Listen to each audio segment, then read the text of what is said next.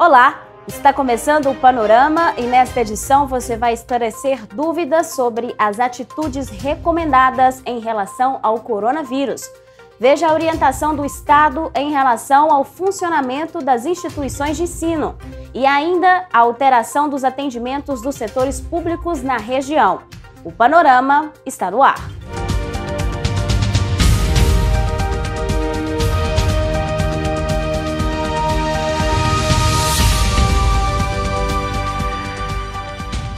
Com o objetivo de reduzir o contato de pessoas, o Juizado Especial de Caratinga cancelou todas as audiências de preliminares e de instrução e julgamento, agendadas para os meses de março e abril de 2020, suspendendo o comparecimento de pessoas ao fórum, incluindo as agendas do Sejusc, que é o Centro Judiciário de Solução de Conflitos e Cidadania. As novas datas ainda não estão definidas. Por meio de nota, a UAI, Unidade de Atendimento Integrado, informou que o serviço de intermediação de mão de obra está suspenso em todas as unidades. Esta medida faz parte das ações do governo de Minas contra o coronavírus. A pandemia foi oficializada na última semana pela Organização Mundial da Saúde e, neste momento, o importante é buscar as informações corretas e tomar as atitudes recomendadas. Na reportagem que vamos assistir agora, os especialistas esclarecem algumas questões sobre o coronavírus. Acompanhe. O que é o novo coronavírus e como ele é transmitido? É uma doença viral, né, da família, um dos subtipos da família do coronavírus. Ele pode ser transmitido através do contato, né, uma superfície, às vezes que esteja contaminado com vírus, né, aerosóis, né, que são que às vezes a pessoa espirra, né, aí sai aquelas gotículas, ficam no ar, também através de gotículas direto, né, a pessoa espirra ou tosse próximo um ao outro, o vírus é transmitido para aquela pessoa. Em relação às máscaras, até que ponto elas protegem? Quem deve usá-las? Existe um tipo de máscara ideal? As máscaras em si, elas são importantes porque elas evitam, de uma certa maneira, essa transmissão por gotículas, né? Ela tem que ser usada principalmente pelo paciente. O paciente que está contaminado, para ele, às vezes quando ele tossir, quando ele não espirrar, ele não eliminar o vírus no ar. Existem inúmeros tipos de máscaras. Essas máscaras que eles estão utilizando, que são as máscaras que utilizam em bloco cirúrgico, essas máscaras descartáveis, ela tem uma certa validade e alguns fatores comprometem a eficácia dela. Por exemplo, umidade. Não adianta ficar 2, 3 dias ali com aquela máscara, ela vai perder a eficácia. Por exemplo, eu sou médico, eu for entrar, mesmo que o paciente tenha saído ali há 1 a 2 horas, ele tenha recebido alta para casa, um exemplo, e o paciente esteja contaminado com aquele vírus, vai ficar esses aerosóis, essas gotículas no ar, o vírus vai estar ali presente. É importante que eu utilize uma determinada máscara, a máscara N95, para esse tipo de proteção. É uma máscara diferente dessas convencionais que a gente utiliza. Quais locais e situações devem ser evitados? Locais que tem multidão, né?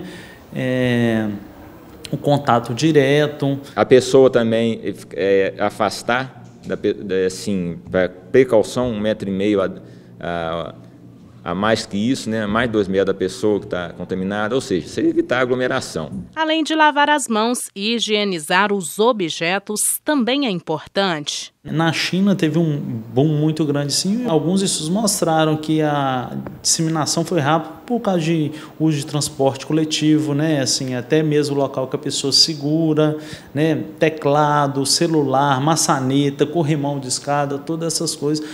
O ideal seria higienizar tudo, né? Mas assim, não tem como a gente generalizar. Qual o tratamento para a doença? A doença, né, não tem um tratamento específico, então a gente só monitora mesmo o paciente de acordo com os sintomas. Se ele desenvolver alguns sintomas de gravidade, ele tem que ser internado, mas o tratamento é só mesmo acompanhamento e é colhido material para confirmação do caso. Quais são os sintomas? O sintoma é febre e sintomas respiratórios, que inclui tosse, dor de garganta, congestão nasal, dor de cabeça. A população não precisa preocupar se tiver tido esse sintoma, porque existem várias outras doenças com esses sintomas, né? A não ser que a pessoa tenha tido contato com alguém que tenha tido coronavírus, um caso confirmado ou um caso suspeito, ou a pessoa tenha ido a um local de transmissão. A diferenciação é feita mais pela questão epidemiológica mesmo, ter ido a uma área de transmissão local ou ter tido contato com uma pessoa com um caso confirmado ou suspeito.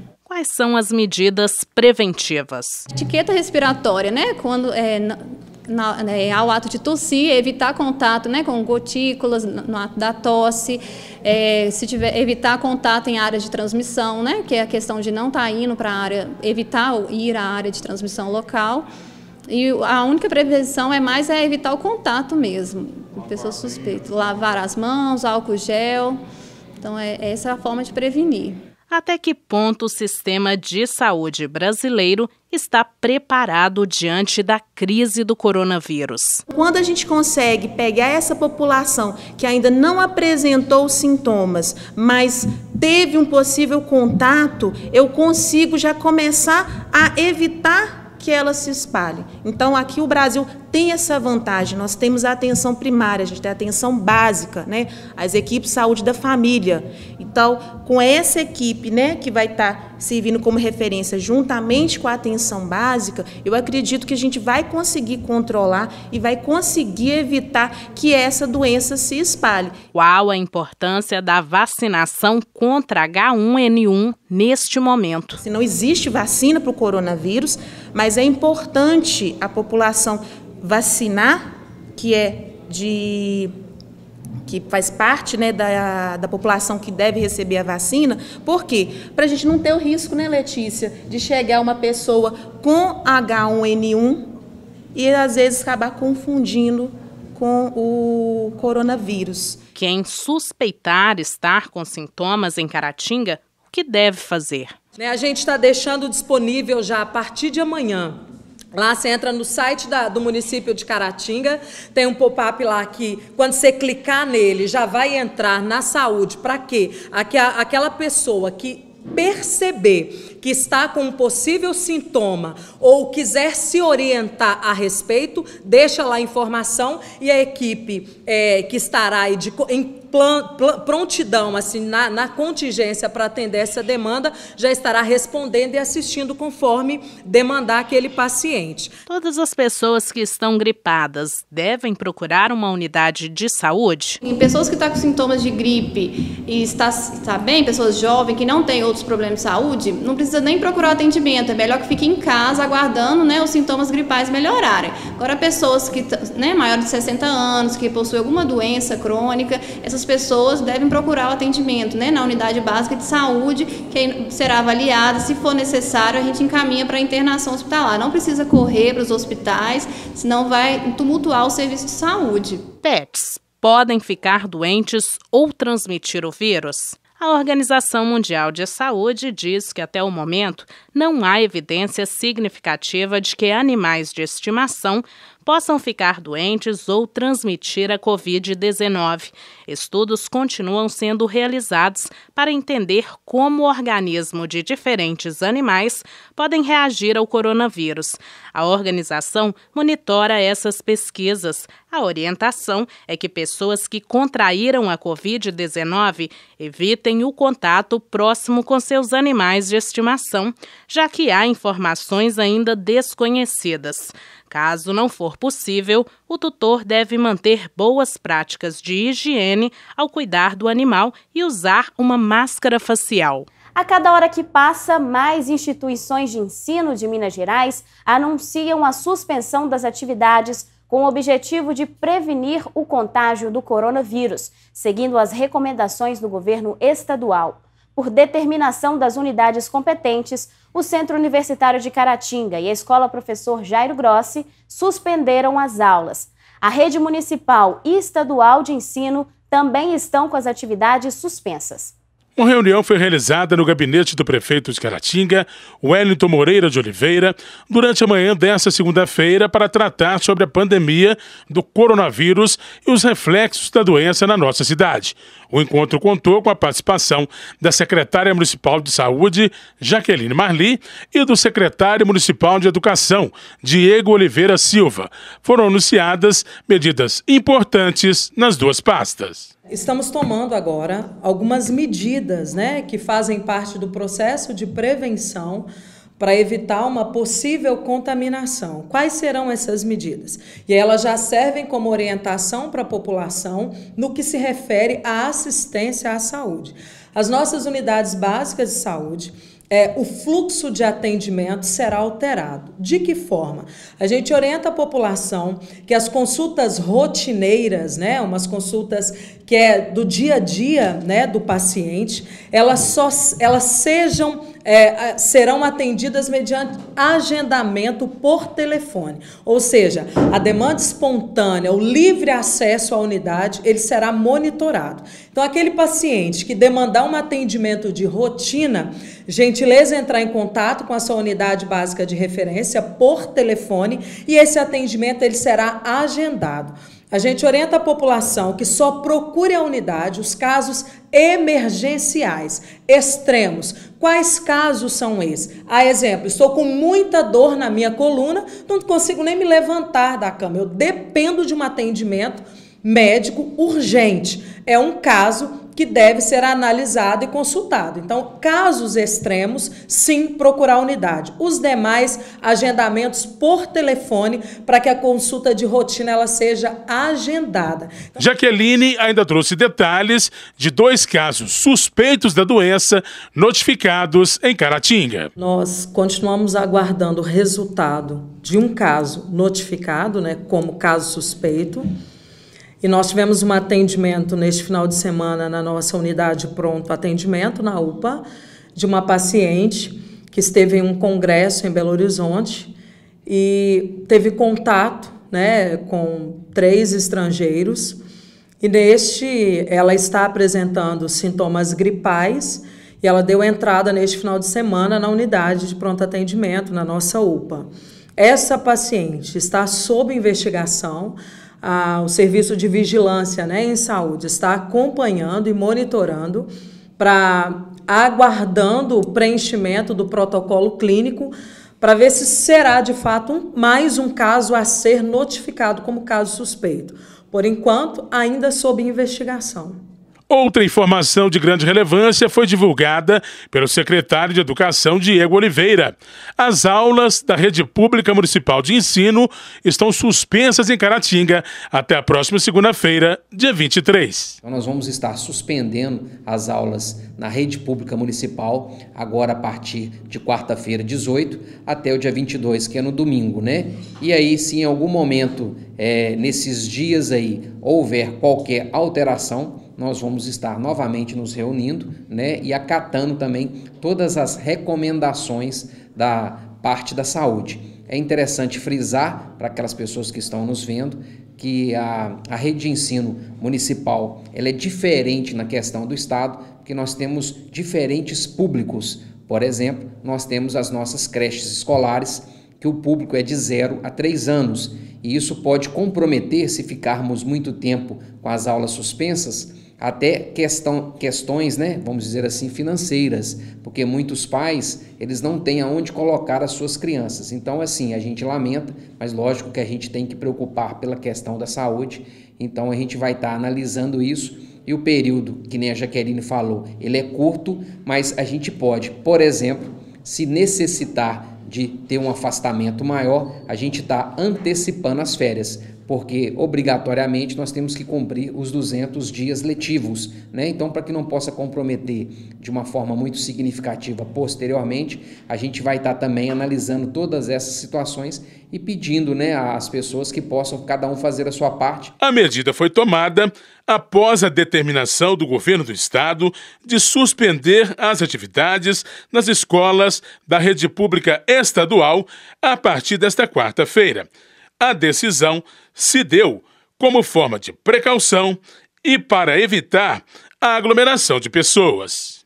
Esta semana nós estamos iniciando algumas medidas com relação ao coronavírus e eu queria passá-las aqui para todos os mineiros. A primeira delas é que nós estaremos suspendendo as aulas desta quarta-feira até domingo. Vale lembrar que não é uma suspensão definitiva, é uma suspensão de 5 dias, aonde nós estaremos orientando todas as professoras, diretores de escolas e funcionários sobre medidas de segurança que eles deverão tomar a partir da próxima semana. Quero lembrar aos pais que o retorno à escola se dará na segunda-feira e nós estaremos tomando medidas para que as crianças não fiquem aglomeradas simultaneamente. Ou seja, deverá haver um escalonamento no horário de entrada, de saída e também nos intervalos ou recreios. Queremos evitar que 500, 800 crianças estejam juntas no mesmo momento, o que aumenta muito o risco de contágio. O prefeito Wellington Moreira afirmou que o município está atento quanto à questão e que medidas também devem ser adotadas em outros setores do poder público municipal para evitar transtornos. Nós achamos por bem baixar um decreto determinando algumas medidas necessárias aí para que nós tenhamos a possibilidade de acompanhamento mais de perto e não corrermos o risco de termos ou de sermos surpreendidos com o acontecimento de alguns casos relacionados a essa doença que surgiu há pouco tempo na China e já tomou conta do mundo inteiro. Hoje virou uma pandemia e nós não podemos esperar mais sem tomar nenhuma atitude. Então nós estaremos decretando hoje ainda a suspensão das aulas durante provavelmente quarta-feira até a segunda ou terça-feira da semana que vem. Teremos de adotar essas providências, sob pena de nós incorrermos aí em um acontecimento que ninguém gostaria que realmente tivesse acontecido. Nós não podemos pagar para ver o resultado. E talvez seja a área mais enfática no sentido de que o problema é na área da saúde e a transmissão, a propagação do vírus, ela ocorre com muita intensidade, com muita facilidade, e o grande receio das autoridades da área de saúde é que realmente aconteça com muita intensidade e que os nossos hospitais, as nossas retaguardas hospitalares, elas não deem conta de ter o atendimento devido para isso. A doença não é tão agressiva, mas a propagação, sim, ela ocorre com muita facilidade e esse talvez seja o grande problema a ser enfrentado com a propagação desse vírus. Por volta das 5 horas da tarde desta terça-feira, a Prefeitura Municipal de Caratinga divulgou um novo boletim informando a situação do Covid-19 aqui no município. De acordo com a Secretaria de Saúde, um homem que não teve o nome e a idade revelados apresenta sintomas suspeitos do vírus. Ele está em estado grave e está sendo também atendido pela equipe médica da Prefeitura da cidade. O município de Caratinga, hoje, apresenta para toda a comunidade mais um caso suspeito do Covid-19. Nós descartamos na data de hoje o caso anterior que estava sob investigação. O exame comprovou que a paciente está livre do coronavírus, foi descartado o caso. Mas na data de hoje a gente recebeu uma informação pela manhã de um paciente com sintomas. E a equipe de saúde imediatamente se deslocou para a residência desse paciente e é um paciente que já tem outras comorbidades, é um paciente imunossuprimido, é um paciente que tem imunidade muito baixa, ele já tem um histórico de outras situações, um paciente transplantado e ele já está num estágio bem grave relacionado aos sintomas da doença. Esse paciente chegou na semana passada, na terça-feira da semana passada, precisamente, de São Paulo, esteve lá por 2 dias, retornou para Caratinga e hoje o quadro clínico deste paciente é com dificuldade, sintomas respiratórios bem avançados, com muita dificuldade para respirar e esse paciente já está demandando internação hospitalar. Neste momento, nós estamos procedendo com o encaminhamento desse paciente para o equipamento hospitalar, onde deverá passar por todo o protocolo clínico que o próprio Ministério demanda com relação ao coronavírus. O exame, a coleta de material já foi realizada e mais um caso para a gente, como suspeito, para a gente aguardar o resultado e mais uma vez nos colocarmos em alerta, né? Qual o nosso papel enquanto usuário do serviço de saúde, enquanto sociedade aqui de Caratinga, enquanto família, né? Enquanto pessoa física, né? Como que nós devemos nos comportar para que a gente ajude a controlar essa pandemia que é o avanço aí do coronavírus. Então a gente, mais uma vez, coloca a população em alerta, evite viajar.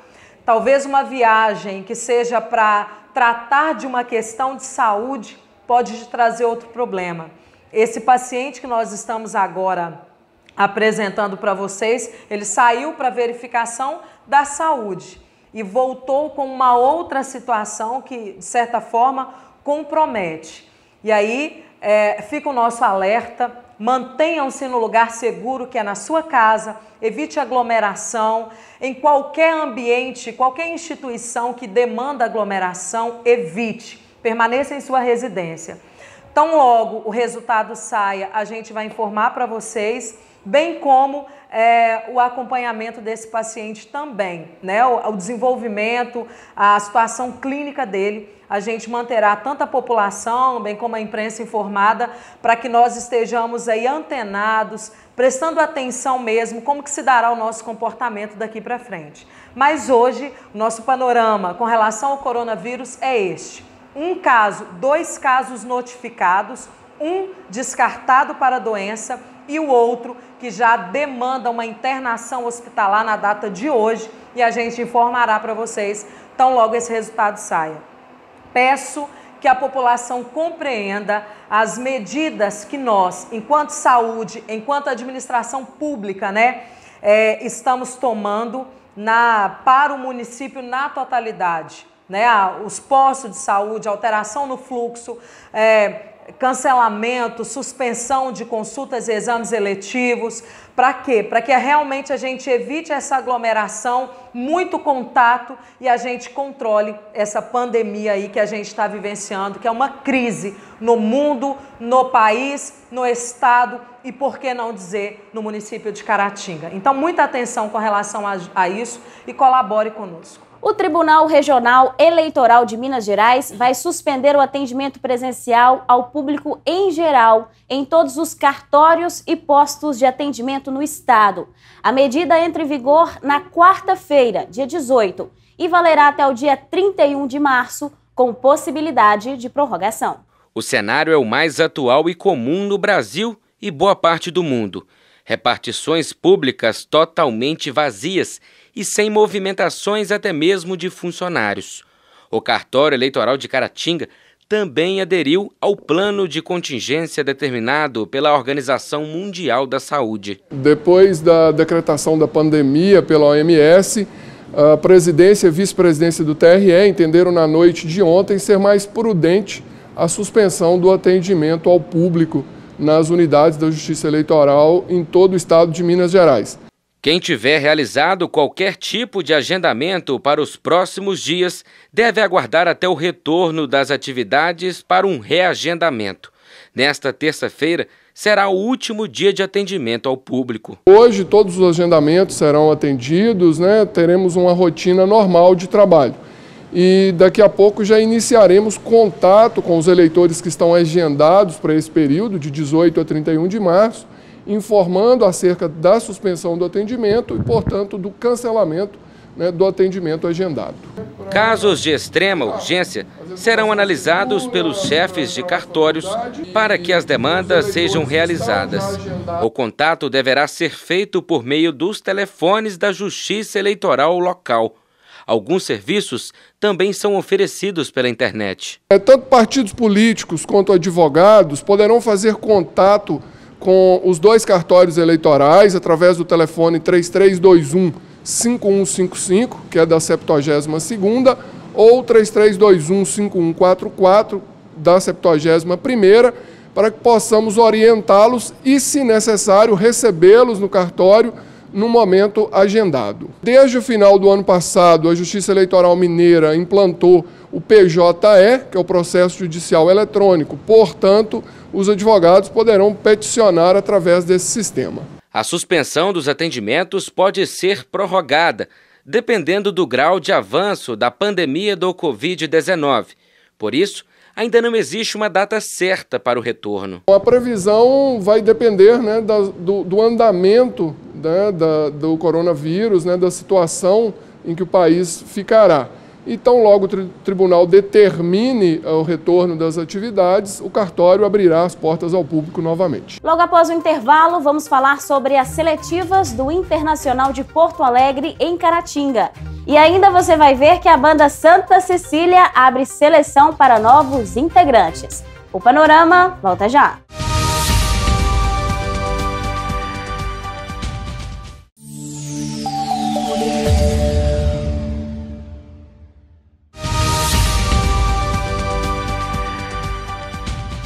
A Polícia Civil de Minas Gerais, através da 2ª Delegacia Regional de Caratinga, vai promover um leilão de veículos apreendidos. O evento está previsto para o dia 21 de março, em Raul Soares.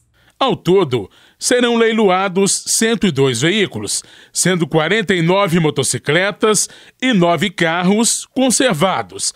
São 44 sucatas, que podem ser arrematadas por empresas credenciadas em desmontagens, sendo 38 motocicletas, 5 carros e 1 caminhão. São um total de 102 lotes, dos quais a gente tem 58 recuperáveis, os quais a gente tem 58 recuperáveis. Desses recuperáveis são 49 motocicletas e 9 automóveis.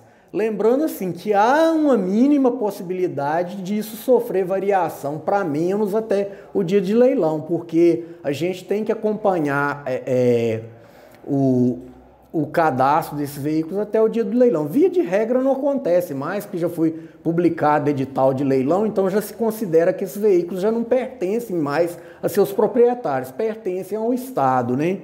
Provavelmente não vai haver variação, mas esse é o número de lotes. Qualquer pessoa pode participar do leilão, mas como a gente já foi informado em leilões anteriores, para pessoas físicas comuns,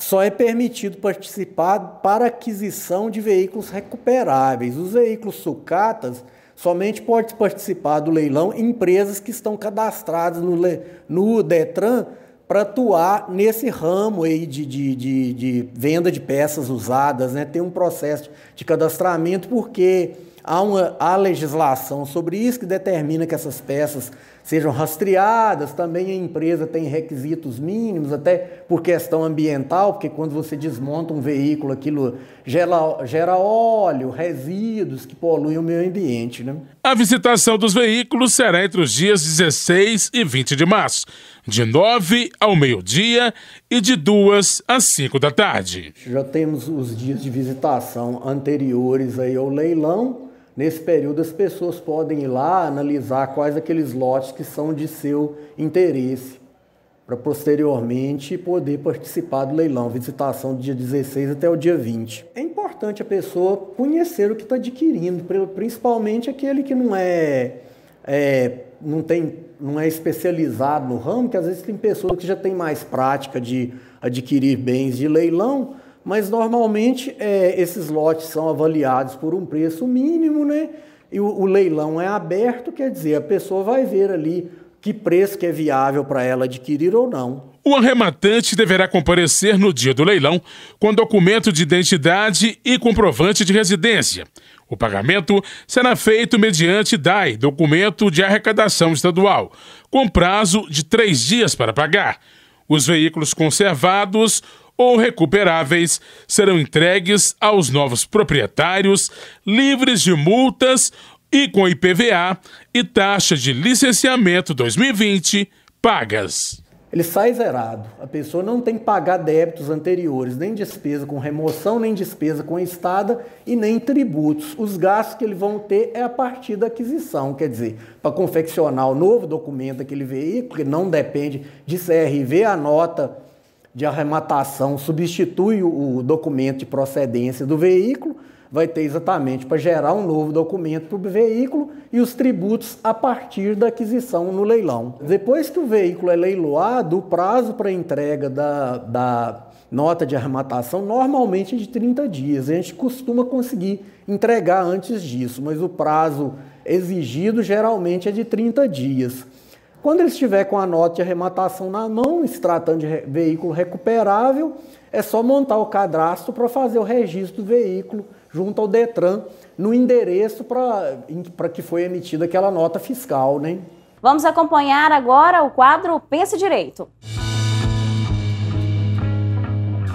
O que é superendividamento? Agradeço pela participação, né, da pergunta. O superendividamento, ele ocorre muitas das vezes quando a pessoa não tem mais condições de subsistir, porque todo o rendimento dele, os proventos, o salário, ele acaba comprometido, porque ele, além de ter vários outros empréstimos, ele reiteradamente vai, paulatinamente, firmando contratos em cima de contratos de empréstimo. Acontece muito com aposentados e pensionistas do INSS. Acontece muito quando os aposentados, eles têm vários empréstimos consignados. Acontece demais, ou pensionistas também. Como que se dá isso? Da seguinte forma: ele faz o empréstimo, mas às vezes alguém da família precisa de dinheiro emprestado e utiliza o aposentado para contrair novos empréstimos. Aí vai rolando uma dívida, essa dívida vai sendo rolada. E ele não consegue mais subsistir. Qual é o modo de contratação? Ele vai ao INSS, verifica a margem consignável dele lá e pega o empréstimo, aceita o empréstimo. Tem instituições bancárias, instituições de crédito, que elas acabam emprestando também além daquela margem de 30%. Entra numa parte livre, que é aquele 70% restante, e ele continua contraindo empréstimos, novos empréstimos, para às vezes ajudar os familiares. Acontece isso demais, não é pouco não. Ele precisa, muitas das vezes, né, as pessoas buscam o judiciário e lá acaba tendo uma limitação desses 30%, que a lei do consignado, ela diz assim, olha, só pode descontar até 30% dos seus vencimentos, né? Aí a instituição de crédito, muitas vezes, ela não obedece os comandos da lei. Aí os descontos vão aumentando, vão ficando um sobre o outro, o desconto sempre um desconto paulatino, assim, um desconto recaindo sobre novos empréstimos. Quando vai ver, ele está devendo 90% do benefício dele. O que é que ele tem que fazer? Ele precisa ajuizar uma ação, porque o judiciário é o que dá a palavra final, porque se a instituição de crédito não quiser obedecer os comandos da lei, e acontece muito, infelizmente, ele faz um pedido ao juiz e o juiz vai verificar a subsistência dele, ele tem que comprovar direitinho, mostrar, olha, os meus rendimentos estão comprometidos a 90%, a 80%, e o juiz limita. Na sentença, ele vai limitar os descontos a 30%. Ocorre muito do caso do aposentado, ele chega lá no judiciário e fala, eu não contratei, eu não fiz esse tipo de contrato, ou às vezes até não lembra. E é difícil você provar essa situação se ele tem um histórico de contratações lá, no histórico de contratações lá que o INSS fornece, ele tem lá 10 contratos, 15 contratos ou até 20 contratos lá firmados com o banco ou com a instituição de crédito, né, especificamente. E aí o judiciário, com fundamento no princípio da dignidade da pessoa humana, ele determina essa limitação.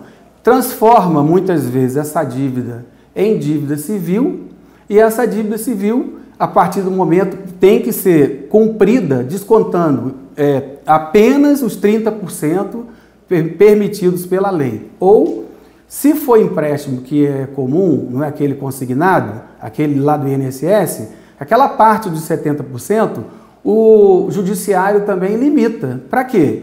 Para propiciar que a pessoa tenha condições de subsistir, sobreviver. Essa é a verdade. Agradeço a participação do telespectador, do cidadão, e se você tiver alguma dificuldade, você deve procurar um advogado para instruir a sua causa, né, para formar o seu processo da entrada no judiciário e obter uma resposta que venha favorecer a sua vida. Espero ter contribuído com essas informações. Obrigado. Vamos conferir a previsão do tempo em Caratinga. Para esta quarta-feira, a expectativa é de sol com algumas nuvens, mínima de 19 e a máxima esperada é de 33 graus. A previsão do tempo para esta quinta-feira é de sol com algumas nuvens, a mínima é 21 e a máxima é de 35 graus. Sexta-feira, com sol e aumento de nuvens de manhã, pancadas de chuva à tarde e à noite, mínima de 23 e a máxima pode chegar a 35 graus.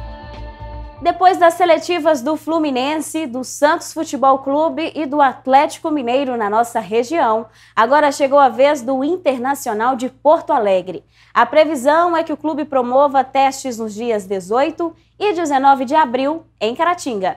Bom, depois do sucesso do Santos Futebol Clube e do Fluminense do Rio de Janeiro, além do Atlético Mineiro, né, de Belo Horizonte, quem vai fazer uma seletiva aqui em Caratinga é o Internacional de Porto Alegre. A seletiva já tem data para acontecer e será realizada no mês de abril. Confira os detalhes na reportagem especial. Já está virando rotina. Mais uma vez, a cidade de Caratinga recebe a visita de representantes de um grande clube do futebol nacional para a realização de uma seletiva. Essa prática tem o objetivo de observar a atuação dos atletas no campo com o intuito de revelar jovens valores para essa modalidade esportiva. A previsão é de que crianças e adolescentes com idade entre 8 e 16 anos participem dos testes do Internacional de Porto Alegre do Rio Grande do Sul. Os testes acontecem no sábado, 18 de abril, e no domingo, 19. O palco, mais uma vez, é o estádio Dr. Maninho, já que a iniciativa conta com total apoio do Esporte Clube Caratinga. É uma valorização muito grande do futebol de base, né, do Esporte Clube Caratinga e também da região. Essa abertura que o clube deu para a vinda desses clubes de grande porte, né, aqui na nossa região, aqui do país, né, para vir para fazer essa seletiva aqui, abrindo as portas para os nossos atletas, coisa que até então era impossível, né? A gente tinha que levar os garotos, mas agora não, graças a Deus o Esporte Clube Caratinga abriu as portas, né, deu a oportunidade de a gente estar convidando, e já teve o Atlético, o Santos, agora vem o Internacional de Porto Alegre, e a gente vê com bons olhos, né, e na expectativa que as escolinhas ainda mais se estruturem um pouco mais, dá um pouquinho mais de qualidade para os atletas, né? Lembrando que as escolinhas terão, só participam escolinhas, né? Credenciais, escolinhas que são bem organizadas, tá? Que os meninos já vêm prontos para cá, né? E a gente está com essa expectativa grande. O Internacional é um clube grande, recentemente foi campeão da Taça São Paulo de Futebol Juniores e que está à procura de jovens talentos, né? Para levar e dar essa oportunidade de crescer, aparecer um pouco mais o futebol brasileiro, né, que no interior é que se procura os talentos, e a gente vai dando a oportunidade dos garotos aqui, né, e então mais uma vez a cidade aparecendo para o cenário nacional. Para participar, o atleta precisa estar vinculado a uma escolinha de futebol, que pode ser da cidade ou da região. Também é preciso estar com toda a documentação regularizada. Vale ressaltar que a inscrição do atleta é gratuita. Convida as escolinhas, os projetos que estão devidamente cadastrados, os alunos cadastrados, né? Documentação em dia, atestado médico em dia, o garoto tem que estar estudando, né? Aí quando a gente faz, procura, faz um convite para essas escolinhas, para esses núcleos, né? Se ele tem todos esses garotos devidamente cadastrados, aí a gente faz um convite para que venham com os responsáveis direto pelas equipes, né? E trago esses garotos aqui, com os documentos, tudo prontinho, né? Que aí já facilita na hora da avaliação. No processo são observados fatores como saúde, idade, altura, o porte físico e, claro, a qualidade do jogador.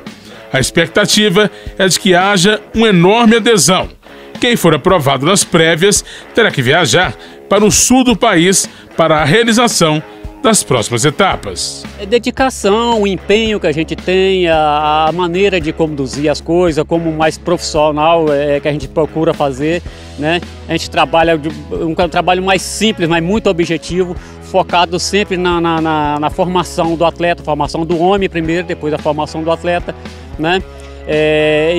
A administração atual tem dado muito apoio para a gente, abriu as portas, deu a oportunidade de a gente fazer esses convites. Lógico que a gente tem que estar sempre conversando, nós e a diretoria, para ver essas possibilidades. E como para nós foi nos passado essa possibilidade de poder pedir essas avaliações, então foi feito quando a gente faz o convite, as equipes aceitam, agora já conhecem a cidade, né? Já tá o clube hoje é conhecido nacionalmente devido a essas seletivas e tem aproveitado bem os garotos aqui da região, não só de Caratinga, mas da região toda tem aproveitado alguns talentos aqui, né? Então, eu acho que o fator maior é esse, conhecer essa dedicação que a gente tem, o trabalho que a gente tem que estar fazendo com os pés no chão, mas com o intuito de formação de um atleta. Para a direção do Esporte Clube Caratinga, que está fazendo um trabalho de reestruturação, o momento é motivo de orgulho e satisfação, já que receber grandes equipes por aqui é uma forma de reconhecimento desse trabalho. Para nós é um prazer, entendeu, imenso receber esses clubes grandes igual está tendo aqui, em vista que anterior a gente tinha que estar procurando eles para vir aqui. Hoje não, hoje eles nos procuram para vir fazer essas peneiras aqui. Ano passado a gente teve o Atlético, o Fluminense e o Santos. E com a graça de bom Deus, esse ano já vão abrir com o pé direito aí a vinda do Internacional, entendeu? E a estrutura da gente a gente está melhorando da melhor forma possível, tentando agradar o associado e as crianças que a gente tem aqui, que nos treina com a gente, né? Edgar Martins lembra que investir no jovem e no esporte é investir no futuro. Por isso que a gente tem tentando melhorar o máximo possível em conversa. Hoje, para uma criança treinar aqui, ele tem que estar estudando, tem que estar com as notas boas, entendeu? A gente acompanha de perto tudo isso aí para que seja de acordo com o crescimento, que seja uma pessoa indo na sociedade. Muito bem, é mais uma bela oportunidade para você que quer se transformar em um jogador profissional de futebol. Bom, o Jornada Esportiva vai ficando por aqui. Fique sempre com a gente. Um forte abraço para você e até a próxima. A Banda Santa Cecília está procurando novos integrantes. São 20 vagas para as pessoas acima de 10 anos, que vão ter aulas teóricas e práticas para tocar os instrumentos. Não é preciso ter experiência na música. Fundada há mais de 140 anos, a Banda Santa Cecília é uma das organizações culturais mais importantes de Caratinga, tanto que foi tombada como bem imaterial do nosso patrimônio histórico.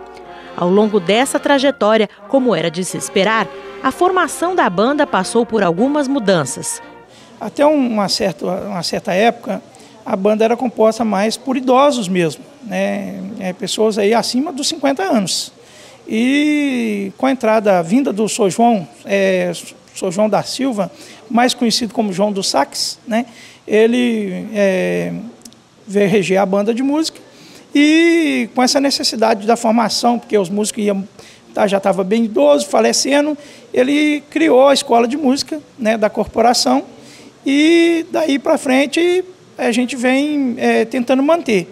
Atualmente o grupo vem sofrendo desfalques. Com isso, foram abertas 20 vagas para músicos. Nós temos um rodízio muito grande. A pessoa às vezes vai fazer uma faculdade ou até mesmo a questão do trabalho, né? Ou às vezes muda de cidade. Esse ano, agora no início do ano, a gente perdeu aí 8 músicos que já estavam na banda há mais de 6 anos, né? Então, assim, já com uma certa experiência. Então, dificulta bem. A gente faz aí um convite à população, né? Crianças a partir dos 10 anos de idade, né? Pode estar procurando, as aulas são de graça, né? Isso é importante e o instrumento também é emprestado pela banda de música. Os novos integrantes não precisam ter conhecimento musical nem experiência com instrumentos. Quem tiver interesse pode procurar a gente aqui na sede, né? O endereço é Avenida Catarina Cimini, 57, né, no terceiro andar, aqui em cima do centro odontológico, é bem facinho de achar, né? E sempre no horário das 18 às 21 horas. Estamos chegando ao fim desta edição. Participe do Panorama enviando a sua mensagem para o nosso WhatsApp. É o 33998362813. Muito obrigada pela companhia e até mais.